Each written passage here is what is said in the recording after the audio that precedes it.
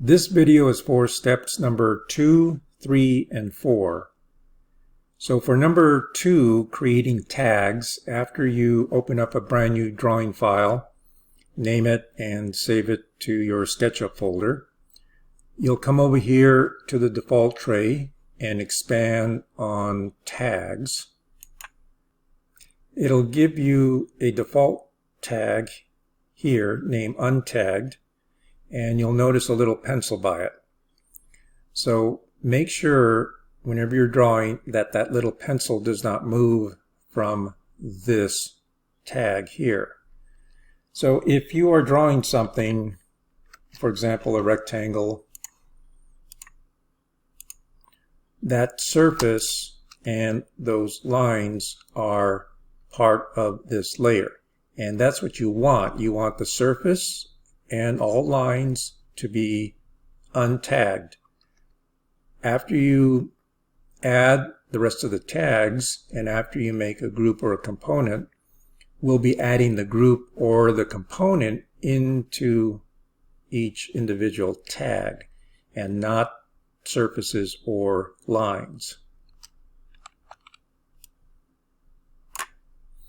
So to get started, you'll look in your assignment PDF for the list. You'll pick the plus symbol, and I'm going to add a few of these here just for an example. I'm going to type in walls, enter, and then a plus again, and then I'll type in ceiling, ceilings, and then one more for floors. And I'm also going to add a couple of the house style names, and I'm going to add it a little differently. So this time, before I start typing, I'm going to put in a dash to begin with and type in Cape Cod, enter, plus, and another one with a little dash in front of it, and I'll put mid-century modern.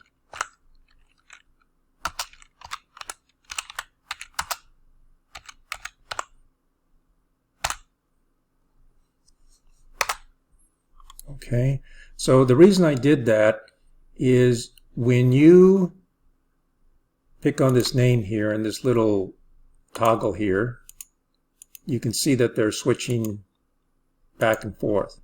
Okay, so if I switch it like this, the dash named tags will come to the very top, and sometimes that's very convenient if you're looking for something that you're always picking on. They're there at the top. Everything else will be listed in alphabetical order, so you can easily find it that way. The default colors are assigned to each tag. We'll not be using those, and I'll show you later what they do. So that's it for number 2. Number 3, importing components, you'll want to go to File, Import, and I have my base house, Import, and I'll just set it right here between the red and the green plane. Just anywhere right here is fine. Okay. Now, that's it for step number 3. Step number 4, entity info, what we need to do is to expand this bar here so we can see all the information. And there's a lot of stuff here that we really don't need, so I'm going to collapse that a little bit so we can see our tags and our entity info here. The instructions want you to edit this component, so I'm going to right click on that and edit component. And for each part of the house, we are going to place it in the correct tag. So with the select tool, I'm going to select the ceiling there, and it says it's untagged. Now I already gave it a definition of ceiling, but it says it's untagged. This is the name of that. it's not in any tag yet. So we have to put that in the ceilings tag. Okay, so you'll do that for the walls. Make sure you edit that and select that, the walls, okay, and you'll put it into the walls tag. Okay, now for the floor, look underneath, select that, it says floor, and I'm going to put it in the floors tag. Okay, you can deselect by picking out here. What you don't want to do is to put the whole thing right now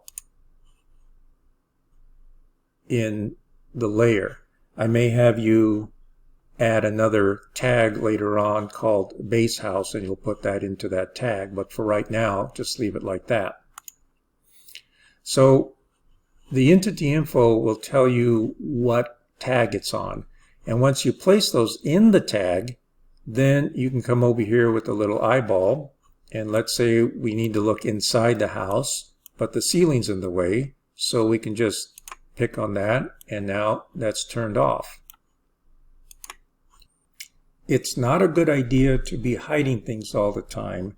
For example, if you want to hide, let's say, this surface here, I would have to edit that maybe, and pick that and right click and hide it.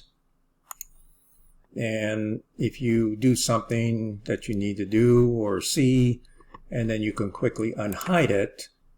But here's the problem. If you hide something like so, that's inside something like a group or a component that is in the editing mode, and you get out of the editing mode, and let's say you go on to a next part of it like that, and you say, oh, I forgot to unhide that, and if you go to edit, unhide all, it doesn't come back. And you try it again, edit, unhide all, that's the only option you have, and then you start to panic. Where did it go?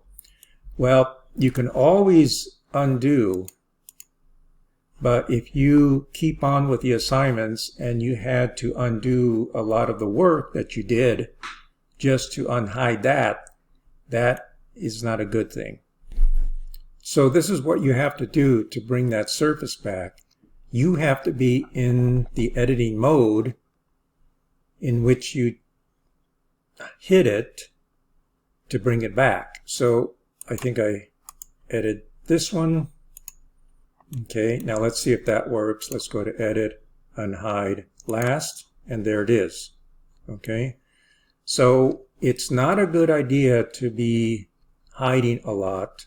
It's better to have things on tags, and then if you want to look inside the house, then you can come over here to the ceiling and just turn that off, and there you go. I did want to show you what these do here, so I'm going to turn that back on, and I'm going to go over here to the details, pick that, and pick color by tag, and you can see how they change, and even Laura over here changed because Laura is on this layer and she is that color.